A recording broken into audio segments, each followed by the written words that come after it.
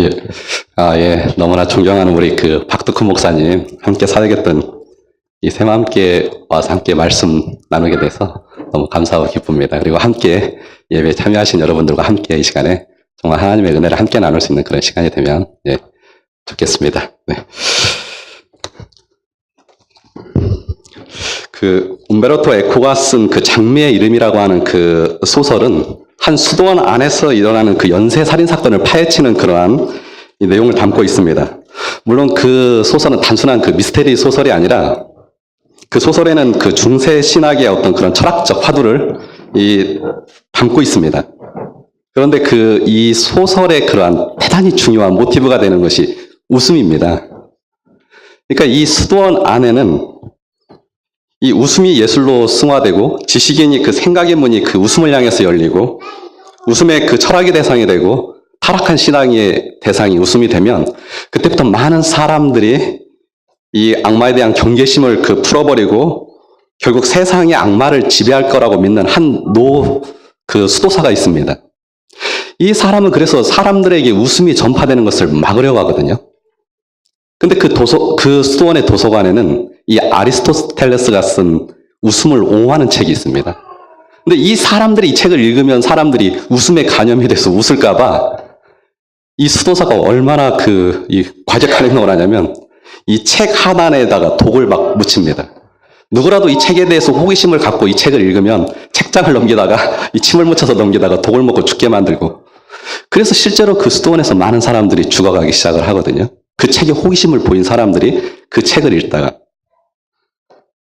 사실 이 중세 시대의 웃음에 대해서 얼마나 그 기독교가 반감을 갖고 있는지는 모르지만 성경 안에는 이 예수님이 웃었다라고 하는 구체적인 기록이 없습니다. 그래서 많은 사람들이 실제 예수님이 공생의 사역 기간 동안에 웃었을까 하는 것에 대해서 약간의 그 의구심을 갖고 있습니다.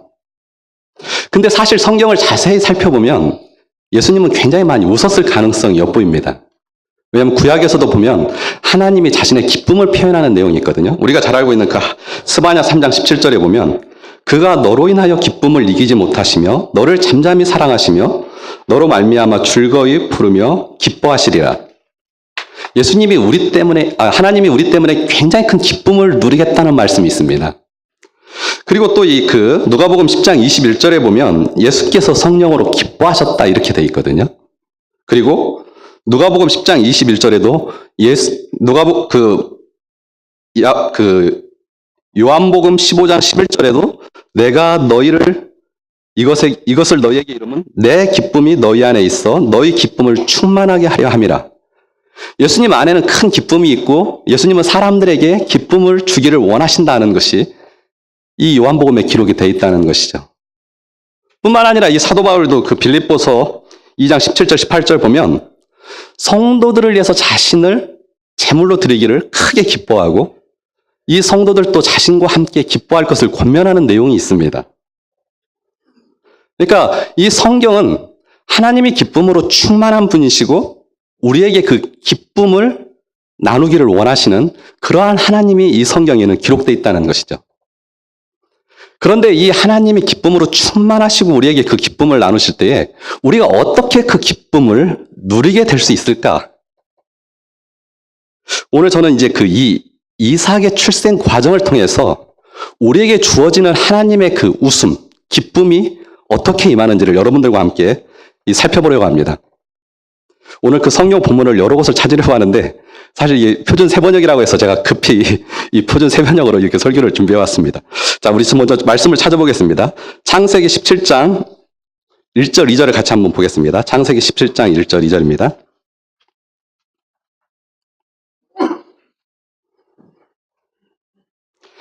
네, 같이 한번 읽어보겠습니다. 창세기 17장 1절 2절 시작. 아브라함의 나이 99이 되었을 때에 주께서 그에게 나타나셔서 말씀하셨다. 나는 전능한 하나님이다. 나에게 순종하며 흠없이 살아라. 나와 너 사이에 내가 몸소 언약을 세워서 너를 크게 번성하게 하겠다. 우리가 읽었던 이 창세기 17장 1절과 그 다음에 창세기 16장 사이에는 상당히 긴 시간차가 존재합니다. 창세기 16장에 보면 아브라함이 이스마엘을 낳았을 때 나이를 지금 이 86세라고 기록을 하고 있거든요. 근데 지금 오늘 창세기 17장으로 넘어오면 아브라함의 나이가 지금 99이 됐습니다.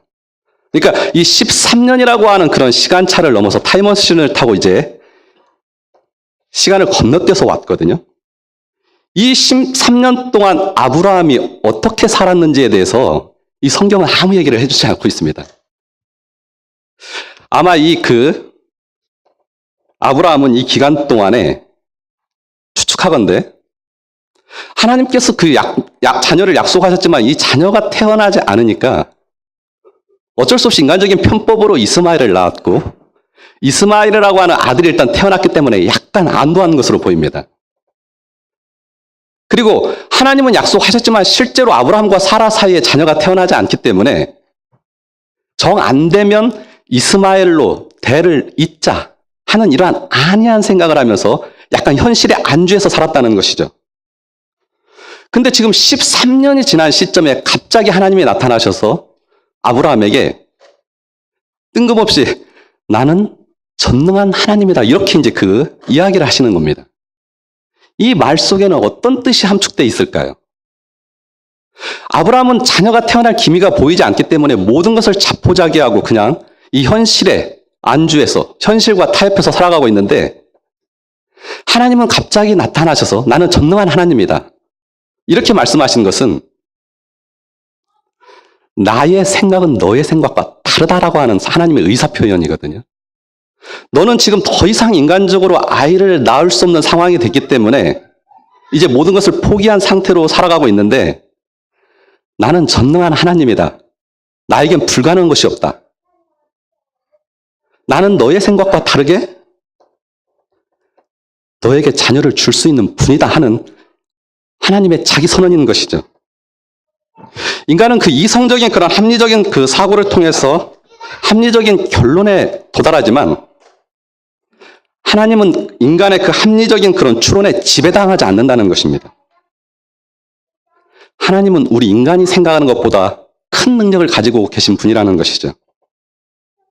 사람들은 자신들이 어려움에 처했을 때에 이 어려움을 풀기 위해서 인간적인 방법을 수없이 밤을 새서 골몰하지만 인간이 이렇게 고민하면서 세운 어떤 해결책도 하나님의 도우심에는 미치지 못한다는 것입니다. 왜냐하면 하나님은 전능하신 분이기 때문에 그렇다는 것이죠. 이 말씀 속에는 하나님의 언약을 만극한 채 이 현실에 순응하며 살아가는 아브라함에 대한 이 책망이 담겨 있는 것입니다. 또 이 자신을 전능자라고 소개한 그 하나님이 그 다음에 뭐라고 말씀하냐면 나에게 순종하며 흠없이 살아라 이렇게 명합니다. 이 개역개정에는 내 앞에서 행하여 완전하라 이렇게 되어 있거든요. 이 명령은 아브라함과 사라가 전능하신 그 하나님의 그 약속을 믿지 못하고 인간적인 방법으로 살아가려고 문제를 해결하는 그 시도를 규탄하면서 하나님 앞에서 일관된 모습으로 살아가라고 하는 그 명령을 다시 그 아브라함을 통해서 주시는 것입니다. 하나님의 이 전능하심을 믿고 하나님의 신실하심을 믿고 다른 인간적인 자구책을 강구하지 말라는 것입니다. 자신들이 늙어가는 이 현실 때문에 전능하신 하나님을 믿지 못해서 이 아브라함을 낳은 이 사건을 하나님이 질책하고 계시다는 것이죠.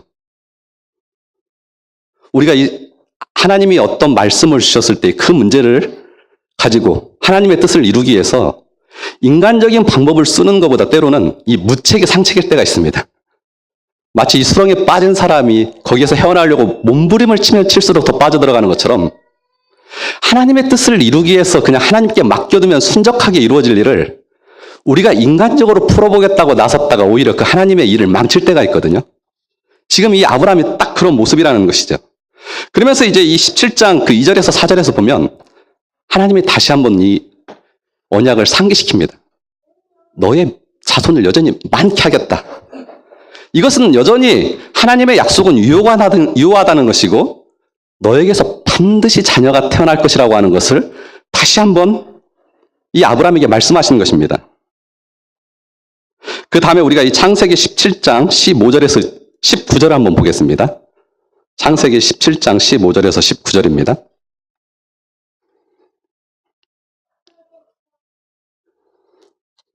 예, 같이 읽어보겠습니다. 창세기 17장 15절에서 19절입니다. 시작. 하나님의 아브라함에게 또 말씀하셨다. 너의 아내 사레를 이제 사라라고 하지 말고 사라라고 하여라. 내가 그에게 복을 주어 너에게 아들을 낳아주게 하겠다. 내가 너의 아내에게 복을 주어서 여러 민족의 어머니가 되게 하고 백성들을 다스리는 왕들이 그에게서 나오게 하겠다. 아브라함은 얼굴을 땅에 대고 엎드려 웃으면서 혼잣말을 하였다. 나이 100살 된 남자가 아들을 낳는다고? 또 90살이나 되는 사라가 아이를 낳을 수 있을까? 아브라함은 하나님께 아뢰었다. 이스마엘이나 하나님께서 주시는 복을 받으면서 살기를 바랍니다. 하나님이 말씀하셨다. 아니다. 너의 아내 사라가 너에게 아들을 낳아 줄 것이다. 아이를 낳거든 이름을 이삭이라고 하여라. 내가 그의 언약을 세울 것이니 그 언약은 그의 뒤에 오는 자손에게도 영원한 언약이 될 것이다. 네. 창세기 11장, 창세기 12장에 보면 하나님께서 아브라함을 불러서 이 가나안 땅으로 들어가게 하실 때에 세 가지의 그 축복을 약속을 하셨습니다. 첫째로는 내가 큰 민족을 이루겠다. 둘째로는 내가 복을 주어 내 이름을 창대케 하겠다. 세 번째로는 너는 복의 근원이 될 것이다.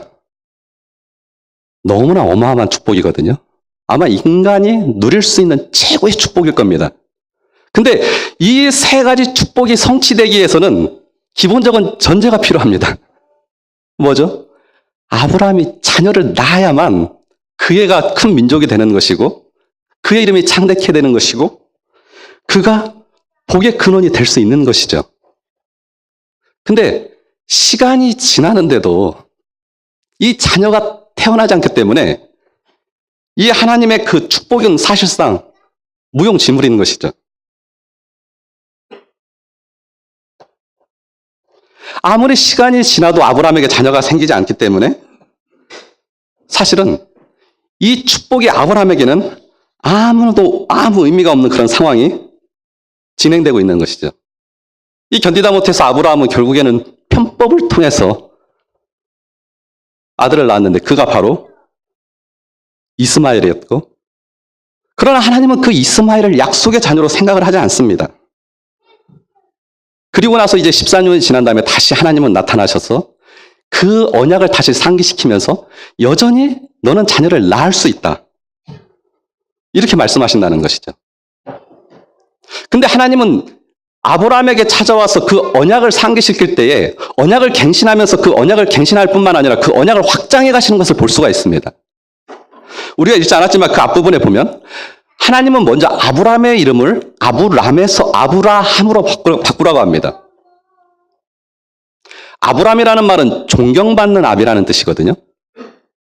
근데 아브라함은 열국의 압이라는 뜻입니다. 그러니까 그의 이름을 바꾸는 거. 하나님은 아브람과 언약을 맺으셨지만 이 언약의 당사자는 그대로이죠. 근데 그의 이름이 바뀜으로써 그의 정체성은 바뀌는 것입니다. 예전에는 존경하는 어떤 그러한 어른의 모습이었지만 이제 하나님은 그의 이름을 열국의 압이라고 바꿔주심으로써 실제로 그에게 자녀가 태어날 것을 다시 한번 상기시킨다는 것이죠. 또 오늘 지금 우리가 읽었던 본문에 보면 사레를 사라라고 바꾸라고 합니다.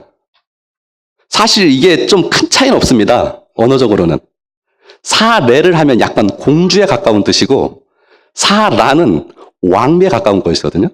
그러니까 이 공주는 약간 결혼을 하지 않은 그러한 상태이고 이 왕비는 그래도 한 나라의 그러한 이 어머니와 같은 모습이잖아요. 근데 사실 여기서는 조금 더 그 의미가 확장이 되어서 이제 사라에게도 열국의 어미라고 하는 새로운 정체성이 지금 부여되고 있는 것을 볼 수가 있습니다. 이것은 반드시 아브라함과 사라를 통해서 자녀가 태어날 것을 하나님은 다시 한번 상기시키고 있다는 것이죠. 근데 이 이야기를 들은 아브라함이 이 이야기를 듣고 어떻게 반응을 합니까? 17절을 보면 아브라함이 엎드려 웃었다 이렇게 돼 있습니다. 그리고 그 웃은 내용이 그 다음에 소개가 돼 있는데 이렇게 돼 있습니다. 나이 100살 된 남자가 아들을 낳는다고? 또 90살이나 되는 사라가 아이를 낳을 수 있을까? 아브라함은 웃기는 웃었는데 속으로 이 생각을 하고 웃었다는 거예요. 어떻게 100살 되고 90살이 된 이 할아버지 할머니가 아기를 낳는단 말이야? 하면서 웃었다는 거죠. 이 아브라함의 웃음은 어떤 의미입니까? 그동안 약속한 자녀를 기다리느라 지금 너무나 지치고 힘들었는데 이제야 정말 하나님이 아들을 주시는구나. 너무 감사합니다. 이렇게 해서 웃은 게 아닙니다. 하나님 지금 나하고 장난하십니까? 내년이면 내 아내는 90살이 되고 저는 100살이 돼요. 어떻게 이 100살 되고 90살이 된 저희가 아이를 낳는다는 거죠? 하나님 지금 농담이 너무 지나친 거 아니십니까? 하고 아브라함은 웃은 겁니다. 아브라함은 정말 그 자녀가 낳을 수 없는 상태에 있는 자신들을 향해서 자녀를 낳겠다고 하시는 그 하나님의 말씀을 들으면서 자신도 모르게 이 쓴웃음, 어이없는 웃음, 냉소적인 웃음을 지금 짓고 있다는 것이죠. 실제로 아브라함이 얼마나 어이가 없었겠습니까? 일단은 아브라함은 자신의 씨로 사라가 아들을 낳는다는 것을 상상할 수가 없습니다. 이 100세 노인이 아들을 낳는다는 게 말이 됩니까? 지금 전 세계적으로 가장 고령 출산한 나이가 66세입니다. 그러니까 우리나라에서는 57세의 산모가 2012년에 자녀를 낳았거든요. 근데 그것도 자연적인 그러한 출산이 아니고 이 그 시험관 시술을 통해서 아기를 출산한 겁니다. 그러니까 일정한 나이 이상이 되면 자연적인 출산은 아예 불가능하다는 것이죠. 그러니까 이 100세 된 할아버지와 90살 된 할머니가 아들을 낳는다는 것은 확률적으로 거의 제로에 가까운 겁니다. 제가 저희 아내하고 좀 나이 차가 납니다. 9살 정도 차이가 나거든요. 완전 도둑놈이죠. 근데 제가 거기다가 이 머리숱까지 좀 없어가지고 나이 차가 더 들어 보여요. 근데 저희 아이가 지금 유치원에 다니는데 아이가 처음 유치원에 다니기 시작을 했을 때에 얼마 안 돼서 제가 아이를 데리러 유치원에 갔던 그때를 제가 잊지를 못합니다. 아이를 데리러 가가지고 그 선생님께 우리 아이 유강에 데리러 왔습니다 하고 우리 아이 이름을 얘기하면서 얘기했더니 그 선생님이 처음에는 그냥 저희 아들을 데리고 왔어요. 근데 저를 보고서 저희 아내만 보다가 저를 보고서 이게 지금 아빠인지 아닌지 이게 구분이 안 되니까 저한테 아빠세요? 이렇게 다시 물어보는 거예요. 그래서 맞다고 그렇게 하니까 저희 아이 옷을 입혀주면서 저 아이를 저한테 건네주면서 다시 한번 확인을 하는 거예요. 진짜 아빠 맞냐고. 그분이 볼 때는 제가 좀 우리 아이의 큰아빠 정도로 보이지 지금 우리 사회는 나이가 조금만 들어서 자녀를 낳아도 이 친권을 박탈하려고 합니다. 그러니까.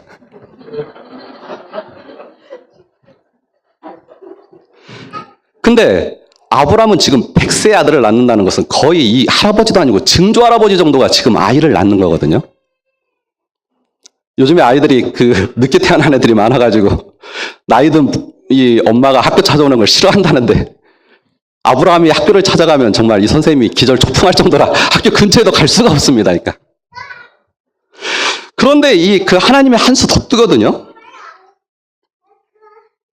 19절을 보면 내 아내 사라가 반드시 아들을 낳을 건데 그 아들의 이름을 이삭이라고 지으라고 한 겁니다.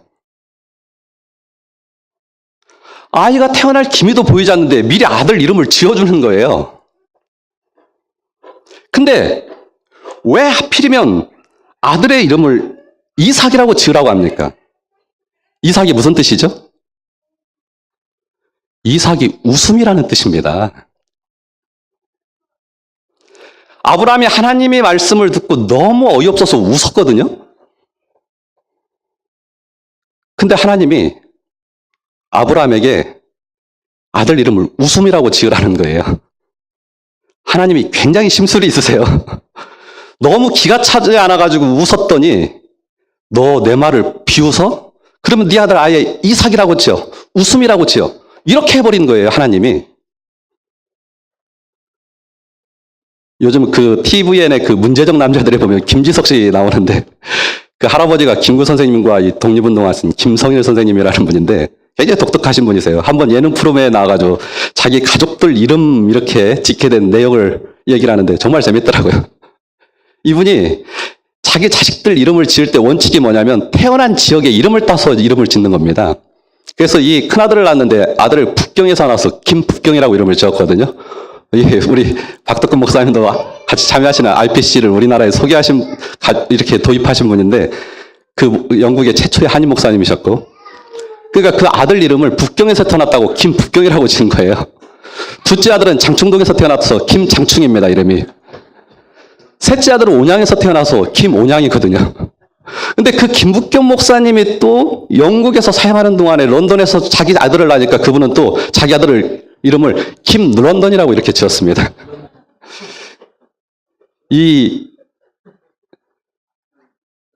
한 지역에서 태어나면 그 자식의 이름을 딱 따서 지으니까 이거 굉장히 이름 지을 때 간편한 것 같아요.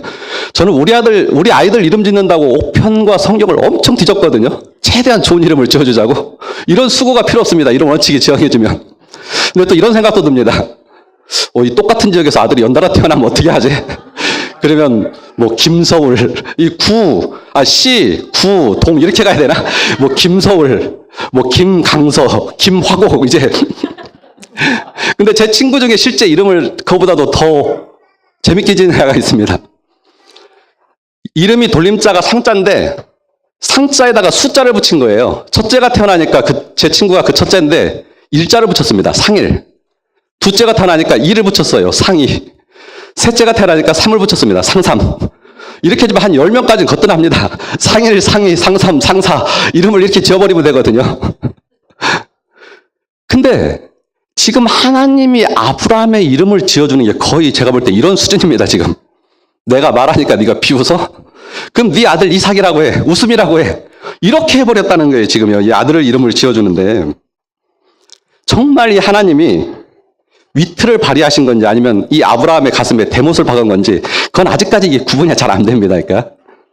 자, 그 다음에 우리가 창세기 18장 9절에서 15절을 같이 보겠습니다.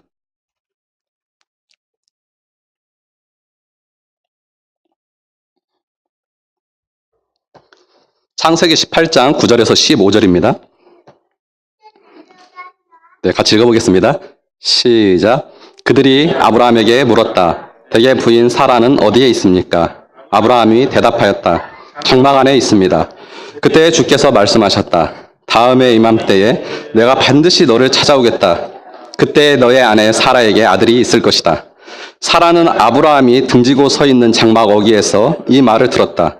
아브라함과 사라는 이미 나이가 많은 노인들이고 사라는 원경마저 그쳐서 아이를 낳을 나이가 지난 사람이다. 그러므로 사라는 나는 기력이 다 쇠진하였고 나의 남편도 늙었는데 어찌 나에게 그런 즐거운 일이 있으랴 하고 속으로 웃으면서 중얼거렸다. 그때 주께서 아브라함에게 말씀하셨다. 어찌하여 사라가 웃으면서 이 늙은 나이에 내가 어찌 아들을 낳으랴 하느냐? 나 주가 할 수 없는 일이 있느냐? 다음에 이맘때에 내가 다시 너를 찾아오겠다. 그때 사라에게 아들이 있을 것이다. 사라는 두려워서 거짓말을 하였다. 저는 웃지 않았습니다. 그러나 주님께서 말씀하셨다. 아니다, 너는 웃었다. 창세기 18장에서 하나님은 또다시 아브라함을 찾아와 창세기 17장의 약속을 다시 한번 또 확인을 시켜줍니다. 10절을 보면 하나님이 아브라함에게 그의 아내 사라가 1년 후에 아들을 낳게 될 거라고 말씀을 하시죠. 근데 하나님이 이 얘기를 아브라함에게 할 때에 사라가 이 장막 뒤에 숨어가지고 이 대화를 엿듣고 있었습니다. 근데 이 11절을 보면 이 당시에는 이미 그 사라가 생리도 멈추었기 때문에 그 이야기를 듣고 있던 사라는 너무나 또 황당했습니다. 그래서 이 사라가 이렇게 중얼거리죠. 내 남편도 이미 늙었고 나도 이미 늙었는데 어떻게 아들을 낳는단 말인가? 사라가 이렇게 중얼거리면서 또 어떻게 했죠? 또 웃었습니다. 사라도. 이때 사라의 웃음은 또 어떤 웃음일까요? 그동안 정말 오래 참았는데 이제 정말 하나님이 나에게 아들을 주시구나. 너무 기뻐서 웃은 웃음입니까? 아니죠. 하나님, 말이 되는 이야기를 하세요. 제 남편도 너무 늙었고 나는 이제 늙어서 더 이상 생리도 하지 않는데 어떻게 제가 아들을 낳는단 말이죠? 하면서 여전히 이 사라도 아브라함과 마찬가지로 냉소적인 웃음, 어이없는 웃음을 지은 것입니다. 요즘 그 젊은이들이 쓰는 말이 그 우프다라는 표현 있잖아요. 상황은 너무 웃긴데 실제로는 너무 슬픈 상황. 지금 이 사라가 웃는 웃음이 그런 것이거든요. 말을 들으면 너무 기가 막혀서 웃음밖에 안 나오는데 실제 자식을 낳지 못하는 자신의 상황은 너무나 슬픈 그런 우픈 상황이라는 것이죠. 그래서 나중에 하나님이 너 왜 웃냐고 추궁을 하니까 난 절대 안 썼다고 발뺌을 해버립니다. 이 사라가. 그런데 하나님이 이때도 그 사라의 마음을 읽으셨습니다. 그래서 하나님이 사라에게 이렇게 얘기를 하죠. 사라야, 너는 내 말을 비웃으면서 내가 늙었는데 어떻게 아들을 낳느냐고 반문을 하는데 너는 정말 내 말을 믿지 못하는구나. 나 여호와께 능치 못할 일이 있겠느냐? 창세기 17장 1절에서 말씀하신 것처럼 하나님은 또다시 자신이 전능하신 하나님이다 이렇게 얘기를 합니다. 나는 적는 자이기 때문에 불가능한 게 없어. 사실 하나님께서 우리에게 어떤 비전을 주시고 약속을 주실 때에는 그것이 어떤 기쁨으로 다가오기보다는 내 현실에서는 도저히 이루어질 것 같지 않기 때문에 사실은 어떨 때는 그 하나님의 약속이 대단히 이 씁쓸함으로 다가올 때가 많습니다. 내가 지금 처해 있는 상황에서는 그것이 도저히 이루어질 것 같지 않은데 왜 저 이야기를 하시지 하면서 사실은 이게 인간적으로 수긍이 안 된다는 것이죠. 정말 하나님 그거 가능합니까? 우리로 하여금 그런 의구심을 일으키게 한다는 것입니다.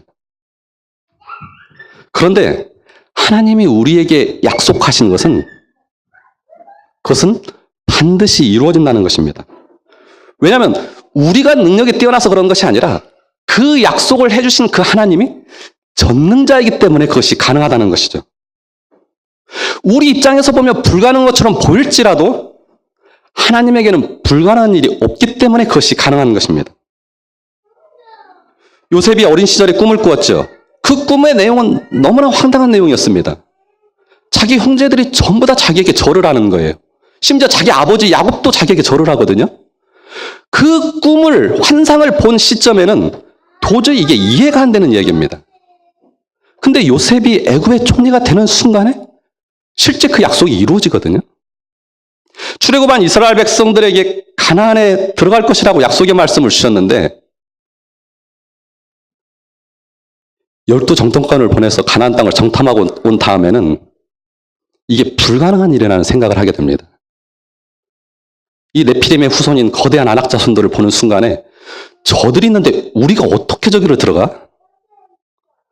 그러면서 오히려 정탐을 하고 돌아온 이후에 우리는 영원히 광야의 나그네 삶으로 끝날 것이라고 하는 그런 불안이 이스라엘 백성을 덮칩니다. 그런데 이 불가능할 것 같은 일이 하나님께서 가나안 전쟁에 승리하시게 함으로써 이루어지게 가는 것을 우리는 성경을 통해서 확인을 하게 된다는 것이죠. 이처럼 하나님의 약속은 도저히 실현될 것 같지 않은 상황에서 주어지지만 바로 하나님이 전능한 분이기 때문에 그것이 실현 가능하다는 것입니다. 이제 창세기 21장 1절에서 7절을 같이 다시 한번 읽겠습니다. 오늘 우리가 읽은 말씀입니다. 창세기 21장 1절에서 7절입니다. 시작. 주께서는 말씀하신 대로 사라를 돌보셨다. 사라에게 약속하신 것을 주께서 그대로 이루시니 사라가 임신하였고 하나님이 아브라함에게 약속하신 바로 그때가 되니 사라와 늙은 아브라함 사이에서 아들이 태어났다. 아브라함은 사라가 낳아준 아들에게 이삭이라는 이름을 지어주었다. 이삭이 태어난 지 8해 만에 아브라함은 하나님이 분부하신 대로 그 아기에게 할례를 베풀었다. 아브라함이 아들 이삭을 보았을 때에 그의 나이는 100살이었다. 사라가 혼자서 말하였다. 하나님이 나에게 의숨을 주셨구나. 나와 같은 늙은이가 아들을 낳았다고 하면 듣는 사람마다 나처럼 웃지 않을 수 없겠지. 그는 를 계속하였다. 사라가 자식들에게 젖을 물리게 될 것이라고 누가 아브라함에게 말할 엄두를 내었으랴. 그러나 내가 지금 늙은 아브라함에게 아들을 낳아주지 않았는가. 너무나 불가능한 것처럼 보였던 이 자식을 낳는 일이 마침내 이루어지는 것을 볼 수가 있습니다. 현실적으로 이루어질 수 없을 것처럼 보였던 그 일이 이루어졌다는 것이죠. 2절을 보면 하나님의 약속하신 바로 그때에 늙은 아브라함에게 아들이 태어났다 이렇게 되어 있습니다. 여기서 주목해야 될 부분이 하나님이 약속하신 그때에 태어났다는 것입니다. 하나님이 일을 행하실 때에는 인간의 시계에 맞춰서 일을 하지 않고 하나님 자신의 시계에 맞춰서 일을 하신다는 것입니다. 많은 사람들은 인생에 그 계획을 세우죠. 우리가 20대에 그 대학을 진학하고 그 다음에 20대 후반에는 이제 기업에 좋은 회사에 취업을 해서 그 다음에 30대에는 안락한 가정도 세우고 오랫동안 이제 그 돈을 모아서 전원주택도 세우고 뭐 사회봉사도 하고 다 인생의 계획을 세우죠. 근데 우리가 세운 계획의 90% 이상은 사실은 우리 생각대로 되는 일이 없습니다. 왜냐하면 우리는 우리의 시간에 맞춰서 우리의 시계에 맞춰서 계획을 세우는데 하나님은 우리가 세운 계획에 맞춰서 일을 하시는 게 아니라 하나님 자신의 시계에 맞춰서 일을 하기 때문에 이것이 우리의 생각과 다르다는 것이죠. 이 1992년에 그 10월 28일 날 예수님이 재림한다는 그 다미선교 있잖아요. 이 다미선교부터 시작해서 지금 이 신천지까지 금방 예수님이 재림한다고 막 겁박을 하면서 자신들의 그 세를 이 확장을 하는데 이런 사람들이 왜 이런 얘기를 계속하면 사람들이 그 이야기에 귀를 기울일까요? 지난 2000년 동안에 예수님이 오시지 않았기 때문에 이제는 올 때쯤 되지 않았나는 그러한 상상력을 불러일으키거든요. 2000년이면 너무나 긴 시간이었기 때문에 이제 예수님 와야 된다는 것입니다. 인간의 그 시간 개념으로 그 예수님의 그 재림을 촉구하기 때문에 사실은 많은 사람들이 거기에 귀를 기울입니다. 근데 하나님이 이 베드로를 통해서 하나님의 시계가 인간의 시계와 다르다는 걸 말씀해 주셨죠. 뭐라고 했죠? 맞습니다. 죽게는 하루가 1000년 같고 1000년이 하루 같다. 사람들은 이제 예수님이 오신 지 2000년이 지났으니까 지금 빨리 재림해야 된다고 예수님의 재림을 촉구하고 있지만 지금 하늘나라에서는 딱 이틀 지났다고 하면서 아직 멀었다 이렇게 생각하실 수도 있습니다. 그러니까 지금 인간의 시계와 하나님의 시계가 지금 다르게 작동하고 있다는 것이죠. 근데 왜 하나님은 우리의 그러한 소망을 들어주지 않고 우리의 때에 맞추지 않고 하나님 때에 맞춰서 일을 진행하실까요? 아브라함에게 일찍 자식을 주어도 되는데 왜 시간을 질질 끌다가 그 부부가 100살이 되고 90살이 된 그 시점에 이 자녀를 주었을까요? 2절 후반부에 그 해답이 있습니다. 2절 후반부에 보면 하나님이 말씀하신 기한에 맞춰 사라와 늙은 아브람 사이에 아들이 태어났다 이렇게 돼 있거든요. 아브람과 사라가 늙어서 아들을 낳았다는 것이 굉장히 중요합니다. 아브람이 젊었을 때에 건강한 가운데 자녀를 낳았다면 아마 그들은 하나님의 은혜로 아들을 낳았다는 생각을 전혀 하지 못했을 것입니다. 내 아내도 건강하고 나도 건강해서 자녀를 낳은 것은 너무나 극히 당연한 일이기 때문에 이걸 뭐 하나님의 도심이라고 크게 생각할 필요가 없겠죠. 근데 이 아브람과 사라가 임신이 불가능할 정도가 되어서 아들을 낳으니까 이거는 아무리 생각해도 자신들의 그러한 인간적인 노력으로 태어났다고 생각을 하지 못한다는 것이죠. 하나님이 이 자녀를 지금 주신 것은 정말로 우리의 이 인간적인 기능이 다 마비된 상태에서 하나님이 이 아들을 주신 것을 보면서 이 모든 공로를 하나님께 돌릴 수밖에 없다는 것이죠. 하나님의 은혜로밖에 생각할 수 없다는 것이죠. 하나님은 때로는 우리가 원하는 것을 더디게 주시지만 그것은 우리로 하여금 겸손하게 하시고 하나님이 우리 인생 가운데 개입하신다는 것을 깨닫게 하기 위해서 하나님은 더디게 일을 진행시킬 때가 많다는 것입니다. 우리 인생을 주관하시는 분이 하나님이라고 하는 것을 우리가 인정하도록 하기 위해서 하나님은 인간의 시간이 아닌 하나님의 시간에 맞춰서 일을 하신다는 것이죠. 사라는 이제 이 아들을 낳고 이 아들의 이름을 이삭이라고 지어줬습니다. 정말 웃음이라고 지어줬습니다. 그리고 난 지 8일 만에 할례를 행했습니다. 이때 그 사라의 기분이 어떻을까요? 6절에 그 내용이 나옵니다. 하나님이 나에게 웃음을 주셨구나. 나와 같은 늙은이가 아들을 낳았다고 하면 듣는 사람마다 나처럼 웃지 않을 수 없겠지.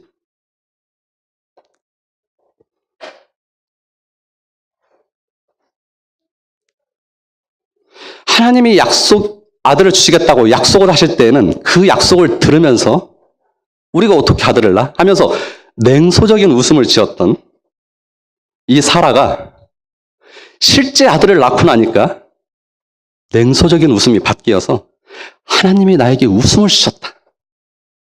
이때 웃음은 정말 기쁨의 웃음인 것이죠. 그리고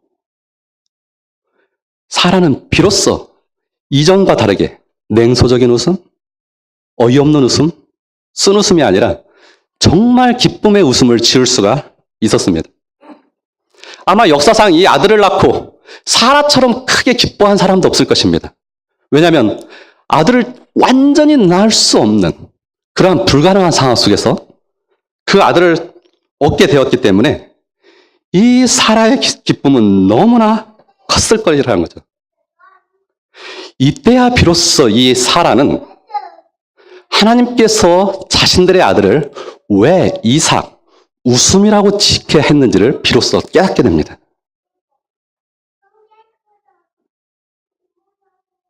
그러면서 사라는 이렇게 얘기를 합니다. 6절에서 하나님이 나에게 웃음을 주셨구나. 나와 같은 늙은이가 아들을 낳았다고 하면 듣는 사람마다 나처럼 웃지 않을 수 없겠지. 이 본문이 개역 개정에는 이렇게 되어 있습니다. 하나님이 나를 웃게 하셨다. 그리고 나의 웃음을 듣는 사람들도 나처럼 웃게 될 것이다. 내가 기분이 혼자 업돼서 그냥 웃은 게 아니라 하나님의 주권적인 도심이 사라로 하여금 웃음이 터져나오게 만들었다는 것입니다. 그리고 이 사라, 도저히 아이를 낳을 수 없는 상황에 있던 이 사라가 아이를 낳았다는 이 소식을 듣는 모든 사람들도 함께 웃게 될 거라는 것이죠. 웃음에 참여하게 될 거라는 것입니다. 일평생 자식도 못 낳는 여자라고 많은 사람들의 비난과 수근수근 거리는 이 손가락질 사이에서 고통스러웠던 이 사라는 비로소 이때야 큰 기쁨을 누리게 되었습니다. 우리가 이 7절을 다시 한번 읽어보겠습니다. 21장 7절. 시작. 그는 말을 계속하였다. 사라가 자식들에게 젖을 물리게 될 것이라고 누가 아브라함에게 말할 엄두를 내었으랴.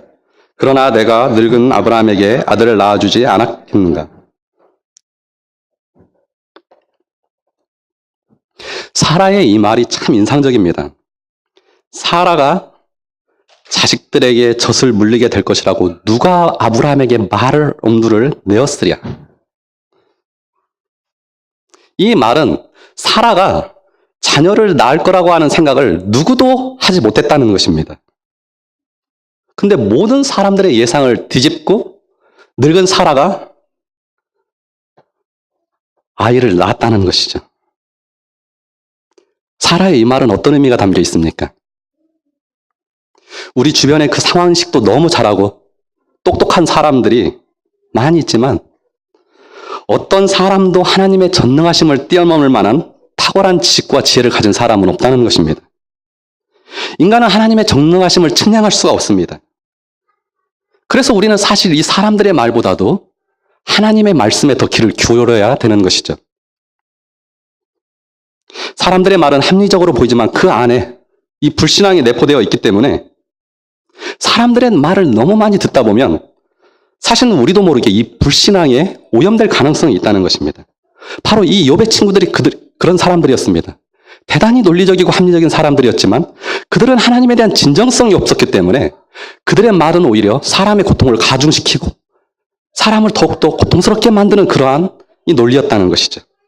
그러나 정말 그들 안에 하나님이 나타나셨을 때에 그들이 그렇게 강력하게 주장했던 모든 논리는 순식간에 무너지는 것을 볼 수가 있습니다. 하나님은 이 인간들의 기대를 뛰어넘는 분이라는 겁니다. 하나님은 우리 인간이 아무리 불가능하고 보이는 상황 속에서도 하나님은 여전히 자신의 일을 하시는 분이라는 것이죠. 바로 하나님은 모든 사람들의 기대를 뒤집는 분입니다. 바로 이 역전의 명수라고 할 수가 있는 것이죠.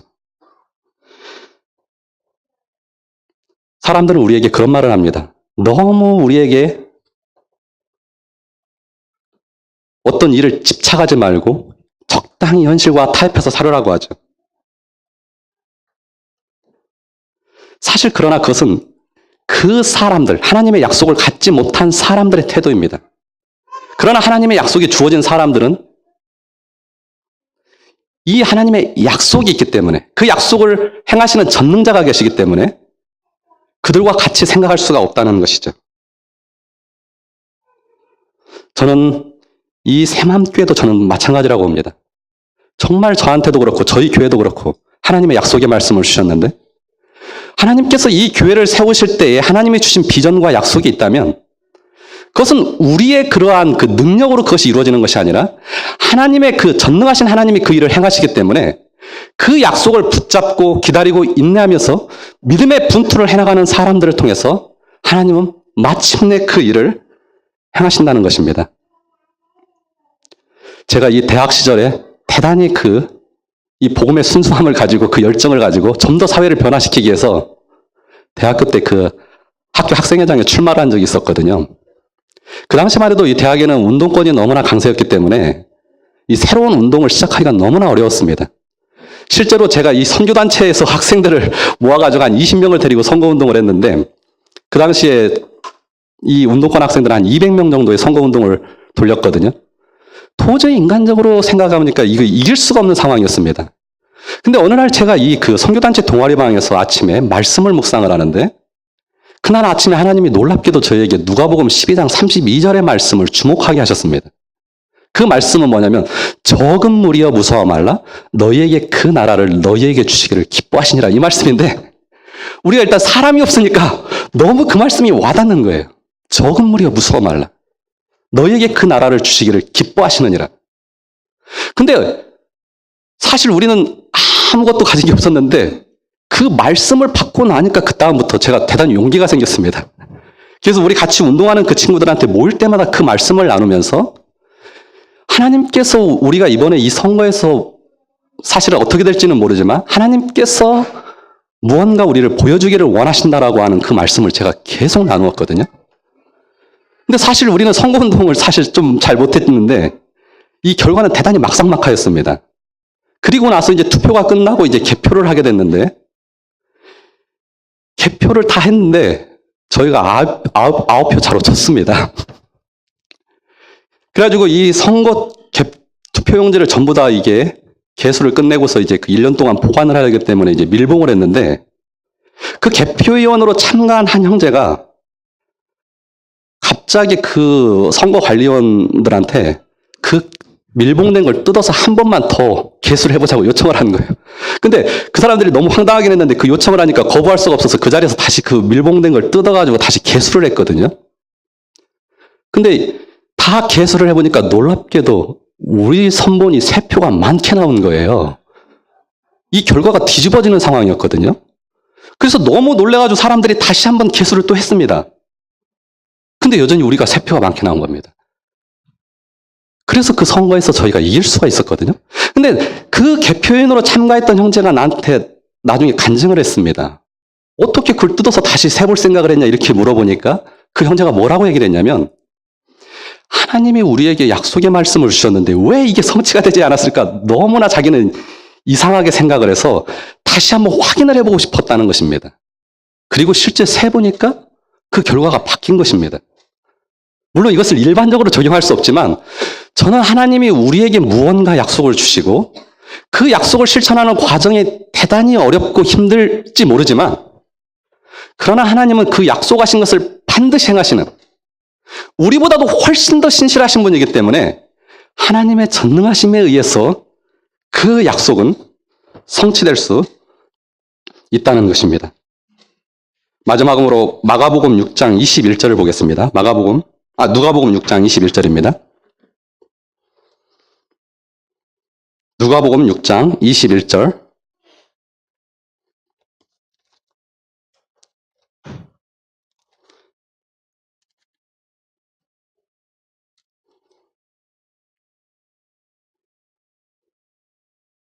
그 후반절을 같이 읽겠습니다. 6장 21절. 너희 지금 술 피우는, 자, 같이 읽겠습니다. 시작. 너희 지금 술 피우는 사람은 복이 있다. 너희가 웃게 될 것이다. 이삭의 출생은 사실 예수님의 탄생을 떠오르게 합니다. 이삭의 출생이 아브라함과 사라와 모든 사람들에게 큰 기쁨이 되었던 것처럼 예수님의 이 땅에 오심도 모든 사람의 기쁨이었습니다. 그래서 이 예수님이 태어나실 때 이 천군 천사들이 지극히 높은 곳에서는 하나님께 영광이요, 땅에서는 기뻐하심을 입은 사람들 중에 평화라고 하는 그 말씀을 선포하죠. 바로 예수님이 이 땅에 오심이 모든 사람들에게 큰 기쁨이었다는 것입니다. 바로 예수님은 이 땅에 우리에게 기쁨을 주시기 위해서 오셨다는 것이죠. 근데 예수님이 우리에게 기쁨을 주실 때에 이 기쁨은 모든 사람들에게 허용된 기쁨이 아닙니다. 바로 이 누가복음 6장 21절에 있는 것처럼 지금 슬피 우는 자는 복이 있다. 너희가 웃게 될 것이다. 구약에서 하나님이 믿음의 사람들을 웃게 하셨다면 바로 이 신약 성경에서도 우리들을 웃게 하시는 예수님의 모습을 우리는 보게 됩니다. 하지만 예수님이 우리를 웃게 하실 때에는 바로 냉소적인 웃음을 지을 수밖에 없는 사람들, 냉혹한 현실 앞에서 절망한 사람들, 그리고 바로 너무나 고통스럽기 때문에 울 수밖에 없는 이 사람들에게 예수님은 웃음을 주신다는 것입니다. 우리 성도들은 이 세상을 살아가면서 왜 이렇게 인생이 힘든 거야 라고 하면서 탄식하는 경우가 많습니다. 그러나 그 탄식과 고통의 호소가 바로 하나님께는 믿음의 증거라는 것이죠. 믿음의 사람들에게는 반드시 환난과 고통이 따르게 됩니다. 그렇기 때문에 우리 믿는 사람들에게 고난은 바로 믿음의 증거가 되는 것이죠. 그런데 내 고통뿐만 아니라 다른 사람의 고통을 위해서 함께 아파하며 울고 있다면 그 사람은 정말 믿음의 사람이라는 것입니다. 그리스도인들은 이 땅에서 다른 사람의 아픔과 고통에 대해서 함께 아파하며 함께 애통해하는 사람입니다. 함께 울어주는 사람입니다. 그리스도인들은 이 땅에서 눈물의 시간을 보낼 수밖에 없는 사람들이지만 예수님은 마침내 우는 사람들의 눈물을 닦아주시고 그들에게 웃음을 주실 것입니다. 그들을 웃게 하실 것입니다. 사랑하는 여러분, 정말 우리가 하나님의 자녀라면 우리는 이 땅에서 하나님의 웃음을 얻기 위해서 지금은 울어야 됩니다. 바로 우리 부모와 형제 자매들을 위해서 울어야 되고 우리의 자녀들을 위해서 울어야 되고 우리의 고난받는 이웃을 위해서 울어야 되고 전쟁의 광기로 이어받고 있는 이 너무나 안타까운 한반도의 상황을 위해서 우리는 처참하게 울어야 된다는 것이죠. 왜냐하면 하나님 나라는 바로 우는 자들에게 주어지는 하나님의 선물이기 때문에 우리는 그 하나님의 나라를 소망하기 때문에 지금은 울 수밖에 없다는 것입니다. 그러나 우는 자들은 마침내 하나님께서 오셔서 그들의 눈물을 닦아주시고 그들을 웃게 하실 것입니다. 그들에게 바로 하나님은 큰 기쁨을 주실 것입니다.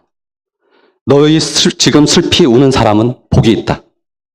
너희가 웃게 될 것이다. 정말 여러분들이 지금은 울고 있지만 장차 하나님께서 주실 웃음을 기억하면서 정말로 눈물과 탄식의 삶을 살아갈 수 있는 저와 여러분이 될 수 있기를 주님의 이름으로 축원합니다. 네, 함께 기도하겠습니다.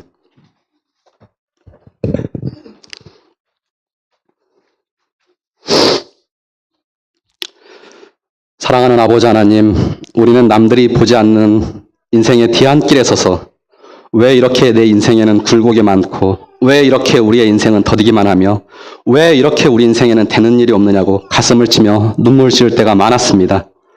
그런데 오늘 인간적인 절망을 벗어나지 못하던 아브라함과 사라에게 하나님께서 이삭을 통해서 기쁨을 주신 것을 통해 많은 위로를 얻습니다. 사랑하는 하나님, 고난과 시련 가운데에서도 인내하는 우리 새만교회 성도들에게 이삭의 웃음을 주셔서 하나님의 기쁨을 맛보게 하여 주십시오. 정말 이 풀리지 않는 인생의 문제로 고민하는 성도들에게 하나님의 약속하신 바를 이루어 주시기를 간구합니다.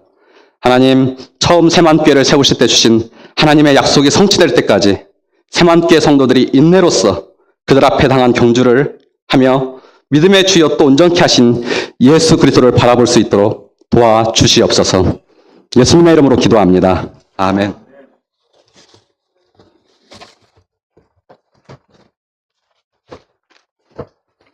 예, 감사드립니다.